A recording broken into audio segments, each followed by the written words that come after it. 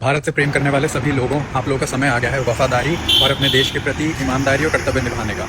आप किसी भी देश काल परिस्थिति किसी भी तरीके की चीज़ में हो, कहीं पर भी बैठे हो, ये आपका समय है कि आप अपनी देशभक्ति कैसे प्रूव कर सकते हैं। मैं आपको 3 चीज़ें बताता हूँ और डोपामाइन के चक्कर में इस रील को स्क्रॉल मत कर देना, या फिर थोड़ी सी लंबी रील है तो पूरा ध्यान तक सुनना। और ये आपका ही समय है आपको अपनी वफादारी और देश के लिए आपका देश प्रेम दिखाने का। तो सबसे पहली चीज़, आपने मोदी जी का स्टेटमेंट सुना होगा। उन्होंने अभी कहा है कि लॉकडाउन जैसी परिस्थिति जैसे कोरोना काल में आई थी वैसी ही दोबारा हो सकती है, और इसमें हमें अब सारे देशवासियों को एकजुट रहना है और हम इससे निकल के दिखाएंगे विश्व गुरु बनेंगे। तो अगर हम सच में चाहते हैं भारत विश्व गुरु बने तो इस समय सारे देशवासियों को एक होना है। तो सबसे नंबर 1 चीज़, हम इजराइल का बड़ा एग्जाम्पल देते हैं कि इजराइल देखो इतना छोटा सा देश है लेकिन इतनी बड़ी चीज़ें करता है। क्यों? क्योंकि अंदर कुछ भी पॉलिटिक्स चल रही हो, जब बात देश की आती है तो पूरा इजराइल एक है। तो अब जब हम विश्व गुरु बनने की अपने आप को काबिलियत रखते हैं और बोलते हैं तो हम विश्व गुरु क्यों नहीं बन सकते? उसके लिए फिलहाल के टाइम पर जात पात धर्म पॉलिटिक्स सब साइड रख दो। फिलहाल सबसे प्रायोरिटी पे देश है। देश की जब लड़ाई होगी यानी कुछ बहुत बड़ा होने वाला है, कुछ तो बहुत खराब टाइम आने वाला है देश के लिए, आप सबको एकजुट होना है। उसके लिए सबसे पहली चीज़ जो आप करेंगे वो ये करेंगे कि सिर्फ देश के लिए पॉजिटिव ही लाइट रखेंगे, चाहे कुछ भी हो रहा हो।